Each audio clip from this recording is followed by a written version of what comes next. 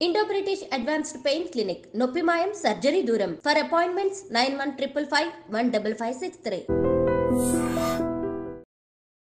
నమస్కారం, welcome to I dream. ధర్మ మార్గం విత్ విజిత కార్యక్రమానికి స్వాగతం. ప్రస్తుతం మనతో పాటు ఉన్నారు ప్రముఖ ఆధ్యాత్మికవేత్త గట్టుపల్లి సురేష్ బాబు గారు. ఇప్పుడు వారితో మాట్లాడి మరిన్ని విషయాలు తెలుసుకునే ప్రయత్నం చేద్దాం. నమస్కారం అండి. జై శ్రీమన్నారాయణ. చాలా వరకు మన ఇంట్లో వస్తువులు కొన్ని ప్రత్యేకించి కొన్ని రోజుల్లో కానీ కొన్ని పర్వదినాల్లో కానీ వేరే వాళ్ళకి ఇవ్వకూడదు అని చెప్పి, ఇంకా మరీ కొన్ని విషయాల్లో మాత్రం అసలు అలాంటి వస్తువులు ఎప్పటికీ మనం ఇంకొకరికి ఇవ్వకూడదు అని చెప్పి చెప్పుకునే విషయాలు చాలా వరకు పెద్దవాళ్ళు చెప్తూ ఉంటారు. ముఖ్యంగా తీసుకుంటే వాటిలో నూనె ఒకరికొకరు దానం చేసుకోవడం కానీ, బదులులాగా ఇచ్చుకోవడం కానీ, అంటే మనకు సిటీలో ఇలాంటివి చాలా తక్కువగా వింటుంటాము. వినే వాళ్ళకి ఇది వింతగా అనిపిస్తుండొచ్చు, కానీ గ్రామాల్లో మాత్రం ఇలాంటివి తరచుగా జరుగుతుంటాయి. ఎవరింట్లో అయినా ఏదైనా లేకపోతే వెంటనే పక్కింట్లోకి వెళ్ళి తెచ్చుకోవడం, ఇలాంటివి చూస్తుంటాం. అలా తెచ్చుకోకుండా ఉండాల్సిన వస్తువుల్లో ఉప్పు ఒకటి, నూనె ఒకటి, పెరుగు ఒకటి ఎక్కువగా తోడు పెట్టుకోవడానికి అని చెప్పి చిన్న గిన్నె తీసుకొని పోయి పెరుగు తోడుకి కావాలని ఇలా అడుగుతుంటారు. ఇలాంటివి అసలు అడగకూడదు, తెచ్చుకోకూడదు, ఇవ్వకూడదు అని చెప్పి అంటుంటారు. ఇది నిజమైన ఒక మూఢనమ్మకంగా భావించవచ్చా?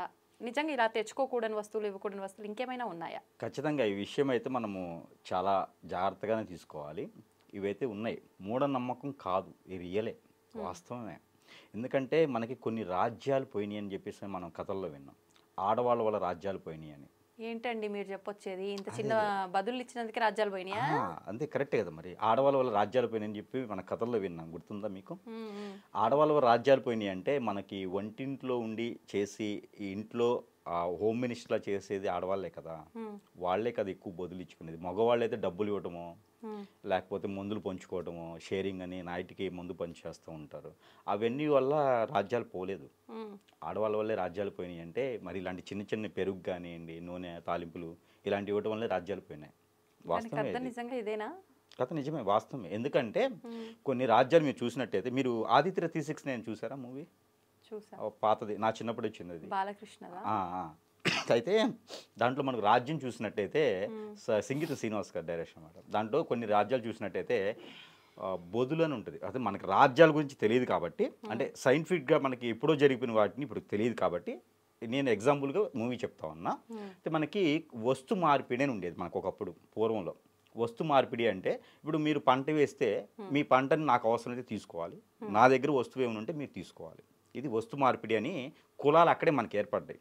మనకి కులాలు అనేది ఒక్కొక్క ఇంటి వాళ్ళు ఒక్కొక్క ఐటెం, వాళ్ళకి నచ్చిన ఐటెం చేసేవారు. ఇప్పుడు వడ్రంగి అని, లేకపోతే బంగారం చేసేతను, లేకపోతే కూరగాయలు పండించేతను, ఇలా కులాలు ఏర్పడ్డాయి. కులం అనేది ఒకప్పుడు ఉండేది కాదు మనకి.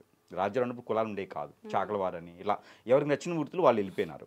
అయితే తర్వాత కాలంలో ఏంటంటే కులాలుగా, ఇప్పుడు మతాలుగా ఇవన్నీ ఇప్పుడు వచ్చా ఉన్నాయి. అయితే వీటిలో ఏమైందంటే ఈ కులాలుగా మారిపోయినప్పుడు వస్తు మార్పిడి అని ఉండేది. డబ్బుతో వ్యవహారం కాదు. అప్పుడు ఏది అవసరం ఉందో మీకు, నా దగ్గర ఆ వస్తువు ఉందంటే మీ వస్తువు నాకు ఒకటి ఇచ్చేసి నేను మార్చుకునేవాడిని అనమాట.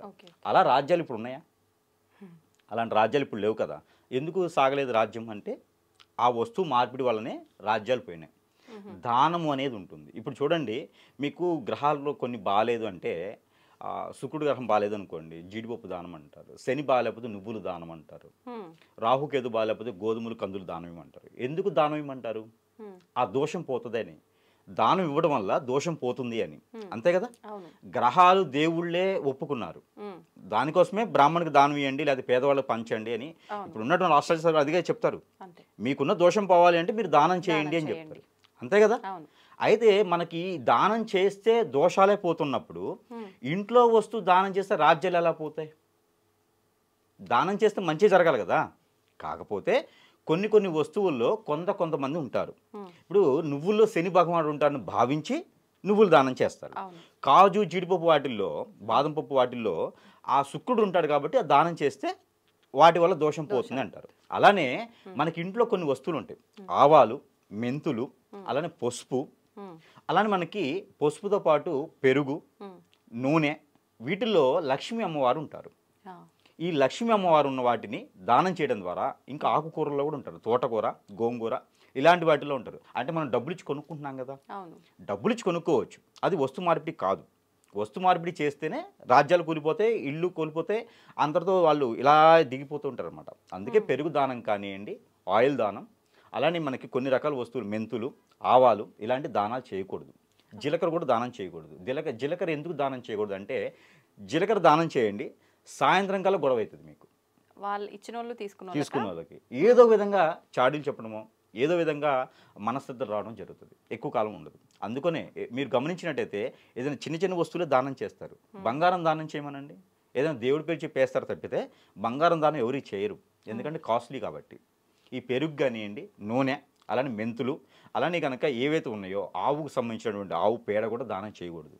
గేదె పేడ అంటే కామన్, కానీ ఆవు పేడ కూడా దానం చేయకూడదు. కానీ విలేజ్లలో ఆవు పేడ కూడా ఒకరికొకరు ఇచ్చుకుంటారు. కాదు, విలేజ్లో వాళ్ళు ఎంతమంది బాగుపడ్డాడు చూసారు మీరు?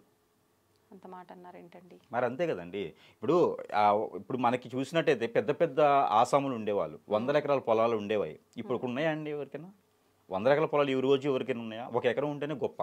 ఎకరం ₹1 కోటి వాల్యూ కాదు ఇక్కడ. ఎన్ని ఎకరాల పొలం ఉంది, ఎంత తినగలుగుతున్నాం, ఎంతలా ఉండగలుగుతున్నాము. ఒకప్పుడు చౌదరీస్ కానీ రాజులు కానీ ఇట్లా రాజులని చౌదరీస్ అని ఉండేవాళ్ళు కదా, విలేజ్లో ఉండేవాళ్ళు. తర్వాత చాలా రకాలుగా పేర్లు పెట్టుకుని ఉండేవాళ్ళు. వాళ్ళకి కొన్ని జమీందారులని ఇలా కొన్ని ఎకరాలు ఉండేవి. ఆ ఊరిని కాదు, ఆ రాజ్యాన్ని, ఆ మండలాన్ని కూడా పాలించేటువంటి డబ్బులు ఉండేవి ఒక్కొక్కరి దగ్గర. ఈ రోజు ఉండట్లేదంటే అలా దానాలు చేయబట్టే. ఆ దానాలు ఎవరు చేస్తారు అంటే ఇంట్లో ఉన్న ఆడవాళ్ళే కదా అప్పట్లోను. ఇప్పట్లయితే అందరూ కలుసుడిగా కలుబడిగా ఒక మాట మీద ఒకళ్ళ అభిమానంతో ఈ భార్యాభర్తలు ఇద్దరు కూడా పనులు చేసుకుంటూ ఉన్నారు, లేకపోతే జరగదు. ఇప్పుడున్న జీవన శైలి ప్రకారంగా అయితే ఇద్దరు పనులు చేసుకుంటూ ఉన్నారు. ఒకరికి దానం ఇచ్చేటువంటి ఇది లేదు. కాకపోతే ఆ పెద్దవాళ్ళు ఇచ్చినటువంటి దానానికి వీళ్ళు అనుభవిస్తూ ఉంటారు అనమాట. అందుకని అలాంటి దానాలు అనేది ఇవ్వకూడదు. లక్ష్మీ స్వరూపంగా ఉండేటువంటి దానాలు చేయకూడదు. దాంట్లో మేజర్గా ఏంటంటే మెంతులు, పికిల్స్ కూడా దానం చేస్తూ ఉంటారు. పికిల్ పెట్టానని చెప్పి దానం చేస్తూ ఉంటారు. పికిల్లో కూడా లక్ష్మీ అమ్మవారు ఉంటారు. పికిల్ కూడా దానం చేయకూడదు. బుక్స్ దానం చేయకూడదు. ఏది ఊరకి ఇవ్వకూడదు. మామూలుగా చెప్పాలంటే ఊరక ఇంట్లో వాడుకునే వస్తువు కూడా ఊరకి ఇవ్వకూడదు. ఒకవేళ ఇనుము ఇచ్చామనుకోండి, ఇనుములో కూడా లక్ష్మి ఉంటారు. శనీశ్వరుడు ఉంటారని అందరూ అంటారు, కానీ శనీశ్వరుడు ఉండడు. ఇప్పుడు వెంకటేశ్వర స్వామి ఎలా ఉంటాడు? నల్లగా ఉంటాడు. మన ఇనుము కూడా నల్లగానే ఉంటుంది కదా. మరి వెంకటేశ్వర స్వామితో ఎందుకు పోల్చాడు ఇనుముని? అది కూడా దానం చేయకూడదు, దానం తీసుకోకూడదు, దానం చేయకూడదు.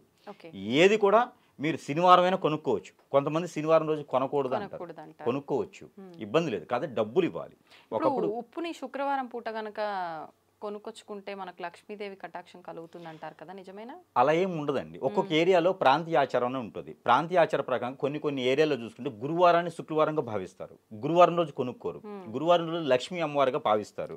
ఆ రోజు ఎవరికి దానం చేయరు, ఎవరికి డబ్బులు ఇవ్వరు, ఉప్పు గారి ఏం దానం చేయరు. ఒక్కొక్క దగ్గర ఏంటంటే ప్రాంతీయ ఆచార ప్రకారంగా శుక్రవారం అంటారు. కానీ లక్ష్మీ అమ్మవారు మీరు ప్రతిరోజు తింటారుగా, ప్రతిరోజు ఆహారం తింటారుగా. అలానే మీకు ప్రతిరోజు మనం ఎలా తింటున్నామో లక్ష్మీ అమ్మవారు ప్రతిరోజు మీ ఇంటి ముందుకు వస్తారు. ప్రతి ఇంటి ముందు లక్ష్మీ అమ్మవారి స్వరూపం ఉంటుంది. ప్రతి ఇంట్లోనూ లక్ష్మీ అమ్మవారి స్వరూపం ఉంటుంది. వారంతో సంబంధం లేదు. వీళ్ళు ఏంటంటే చేయలేక ఒక వారాన్ని డిసైడ్ చేసుకున్నారు. ఆదివారం రోజు చర్చి, శుక్రవారం రోజు మసీదు, శనివారం రోజు వెంకటేశ్వర స్వామి, ఇలా డిసైడ్ చేసుకున్నారు. వారాలు దేవుళ్ళు పెట్టలేదు, మనం డిసైడ్ చేసుకున్నాం. సోమవారం రోజు ఒక పొద్దు ఉంటేనే శివునికి ఒక ఉండాలి, లక్ష్మీ అమ్మవారికి శుక్రవారం రోజు ఉండాలి, శుక్రవారం రోజు పూజించాలని చెప్పేసి అని మనం డిసైడ్ చేసుకుంటాం. కానీ దానాలు అనేది మాత్రము ఎవరికి ఇవ్వకపోవడం మంచిది. ఒక పెరుగనే కాకుండా, ఆయిల్ అనే కాకుండా, తాలింపు గింజలు అనేది కాకుండా ఏ వస్తువైనా సరే దానం ఇవ్వకపోవడం మంచిది. ఇవ్వకూడదు. మంచి నీళ్ళు ఇవ్వచ్చు, అంతమించి అన్నం కూడా పెట్టకూడదు వాస్తవంగా చెప్పాలంటే. కాకపోతే వీళ్ళ పాపాలు పోయేందుకు, వాళ్ళకి వచ్చినందుకు ప్రేమగా అభిమానంతో ఉండేందుకు పెడతారు. అందుకే ఎవరింటికైనా వెళ్ళేటప్పుడు చుట్టం చూపుగా వెళ్లకుండా ఏదైనా వెళ్ళేటప్పుడు తీసుకొని వెళ్తారు. ఏదైనా సరే పండో పువ్వో లేకపోతే ఏదైనా ఫ్రూట్లో ఏ రకమైనటువంటివి తీసుకుని వెళ్తారు. ఎందుకంటే పోయేటప్పుడు ఊరకనే వెళ్ళకూడదు, వచ్చేటప్పుడు ఊరకనే రాకూడదు. అందుకనే భోజనం చేసినా కూడా దానికి సరిపోయేటట్టుగా డబ్బులు ఇచ్చి కొంటున్నారు కాబట్టి దానికి సరిపోయేటట్టుగా ఏదైనా తీసుకుని వెళ్ళి తినేసి వస్తారనమాట. అంతేగాని ఊరకి వెళ్ళకూడదు. ఊరకి వెళ్ళారు అంటే వీళ్ళ దగ్గర ఉన్నటువంటి లక్ష్మీదేవి అటైనా వెళ్ళిపోవచ్చు, లేకుండా వాళ్ళ ఇంట్లో ఉన్నటువంటి లక్ష్మీదేవి వీళ్ళ దగ్గరికి రావచ్చు. అందుకని చుట్టం చూపుగా వెళ్ళినా కూడా ఏదైనా వస్తు రూపంగా తీసుకుని వెళ్ళినా, ఏదైనా ఆహార రూపంగా తీసుకుని వెళ్తే కూడా ఎవరిది వాళ్ళ దగ్గరే ఉండిపోతుంది. అంతేగాని దానాలు అనేది చేయకూడదు. ఎలాంటి పెరుగు కానివ్వండి, ఎలాంటి ఉప్పు కానివ్వండి, లేకపోతే ఆయిల్స్, మెంతులు ఇలాంటి ఏది దానం చేయకూడదు. అలాంటి దానాలు చేసినందువల్లే రాజ్యాలు కోల్పోయినాయి. అలాంటి దానాలు చేయడం ద్వారానే ఉమ్మడి కుటుంబాలు కాస్త ఎడబాటు అయిపోయినాయి. ఈరోజు మనకి ఉమ్మడి కుటుంబాలు ఎక్కడా లేవు ఇలాంటి దానాలు చేయబట్టే. ఒకప్పుడు దానం అంటే మంచాలు అవి కూడా చేసేవారు. పెళ్ళైన తర్వాత సారని చెప్పి పంపించేవాళ్ళు. అలాంటి ఏం చేయకూడదు. మీరే అన్ని పంపిస్తే వాళ్ళు ఎప్పుడు బ్రతకాలి? అది దానం ఎలా అంటారు? అమ్మాయికి వాళ్ళు పుట్టింటి కాటుగా ఇచ్చి పుట్టింటి వాళ్ళు బాగుపడ్డాడు చూసారా మీరు ఎప్పుడైనా? ఆడపిల్ల పుట్టింటి వాళ్ళు, ఆడపిల్ల పుట్టినప్పుడు బాగుపడతారు. పెళ్ళైపోయిన తర్వాత పుట్టింటి వాళ్ళు అలా అడగండిపోతూ ఉంటారు. పెళ్ళైన తర్వాత వీళ్ళింట్లో అవన్నీ తీసుకొచ్చి వీళ్ళింట్లో బాగుంటారు. తోలింటును తన్నులు తింటూను కొట్లాడుకుంటూనో వీళ్ళింట్లో బాగుంటారు. అంటే ఇవన్నీ తీసుకెళ్ళిపోతారు, సారూపంగా తీసుకెళ్ళిపోతారు కదా, అప్పుడు ఇక్కడ ఏమి ఉండదు ఇంకా. అందుకోసమే అక్కడక్కడ అప్పుడప్పుడు వాయనాలని అవని ఇవన్నీ చేస్తుంటారు, ఆ దోషాలు పోయేందుకు. పుట్టింటి నుంచి వచ్చేది వాయనం కూడాను. వాయన దానం అనేది ఆ దోషాలు పోవాలి కదా పుట్టింటి వాళ్ళకి, మరి అందుకని ఆ వాయనాల దానాలు అలాంటివి చేస్తుంటారు. ఆ గౌరీమాతను పూజించుకోవడం కానివ్వండి, ఇలాంటివన్నీ చేయటం ద్వారా కొంతమేర ఉపశమనం దొరుకుతుందని మాత్రం తప్పితే కట్నాలు ఇవ్వటంలాను, సారు పెట్టుకోవటాలు, లేకపోతే ఇలాంటి దానాలు చేయడం ద్వారా అక్కడ రాజ్యాలే కూలిపోతుంది. కాబట్టి వీళ్ళు ఇల్లు కూడా అలా స్థాయికి వచ్చేదానికి ఉంటుంది. కాబట్టి ఎవరు కూడా దయచేసి దానాలుగా ఎవరికి చేయకండి. దానం తీసుకోవడం కూడా తప్పే. దానం తీసుకోవడం కూడా ఒకటేందండి, వీళ్ళ దీంట్లో లక్ష్మీదేవి పోతుంది ఒకటి, వాళ్ళింటో వీళ్ళింటో దోషాలు ఏమవుతున్నాయో అవి వాళ్ళకి వస్తాయి దానం తీసుకున్న వాళ్ళకి. అది కూడా ఎఫెక్టే. దానం తీసుకోవడంతో వీళ్ళింటో లక్ష్మీదేవి వస్తుంది. ఆ లక్ష్మీదేవితో పాటు దోషాలు ఉంటాయి కొన్ని, ఆరోగ్యపరంగానో లేకపోతే వాస్తు ప్రకారంగానో నెగిటివిటీ, వాళ్ళ ఇంట్లో ఏదైనా చెడు జరిగి ఉంటే నెగిటివిటీ ఉంటుంది, 1 year పాటు ఉంటుంది. అలాంటి నెగిటివిటీస్ అన్నీ కూడా వాళ్ళ ఇంట్లో ఉండాల్సినటువంటి కర్మలు ఏవైతే ఉన్నాయో అవన్నీ పాల్పంచుకున్నట్టే. అందుకని దానం కూడా తీసుకోకూడదు. ఎవరైనా ఇచ్చారు అంటే ఊరికనే దానం తీసుకోకూడదు, అది అందరూ వాడుకోకూడదు. బట్టలు దానం చేస్తారంటే దాని తగ్గట్టుగా ఎదురుగా పెట్టాల్సింది మీరు ఖచ్చితంగా. ఏదైనా దానం చేస్తే అది ఊరికనే తీసుకోకూడదు, మనం కూడా ఏదో ఒకటి ఇవ్వాల్సిందే. అప్పుడు కొంతమేర ఆ ఉపశమనం దొరుకుతుంది. ఎందుకు వెంకటేశ్వర స్వామికో లేకపోతే శివుడికో మనం ఉండిలో వేస్తాం? దానం అనే కదా అది కూడాను. ఎందుకు మన దోషాలు పోతాయనే కదా. అందుకని మనం కూడా ఆ దోషాలు పోగొట్టుకొని దానం ఇస్తారు కొంతమంది, అవి స్వీకరించకూడదు. ఎందుకు గుడి మీద ఉన్నటువంటి అడుక్కునే వాళ్ళు ఎప్పుడు అడుక్కునేలానే ఉంటారు, వాళ్ళ దోషాలని తీసుకుంటారు. కాబట్టి వాళ్ళకి చూడండి, ఇంకో 1 year 2 years 5 సంవత్సరాలని వాళ్ళు అదే ఫీల్డ్లో ఉంటారు, అంతే కదా. వాళ్ళు ఏం తినడానికి అర్హులుగా ఉండరు అనమాట. ఆ దానాలను మనం చేసినవన్నీ వాళ్ళు తీసుకుంటారు. కాబట్టి ఆ తీసుకుని వెళ్ళినప్పుడు వాళ్ళకు ఉన్నటువంటి అనుభవం ఇస్తారు ఉంటారు వాళ్ళు దోషాలన్నీ. అందుకని దానం అనేది చేయకూడదు, దానం అనేది తీసుకోకూడదు. ఇది ఎదురుగా ఇచ్చింది ఏదైనా తీసుకుంటే డబ్బులు ఇచ్చి తీసుకోవాలి, ఇది సరిపోతుంది. ఇప్పుడు ఈ రోజుల్లో డబ్బులే పనిచేస్తాయి కాబట్టి డబ్బులు ఇచ్చి తీసుకుంటే సరిపోతుంది, కానీ మనం అలాంటి ఇవ్వకూడదు, తీసుకోకూడదు. ఇది దానాలకు సంబంధించి. ధన్యవాదాలండి.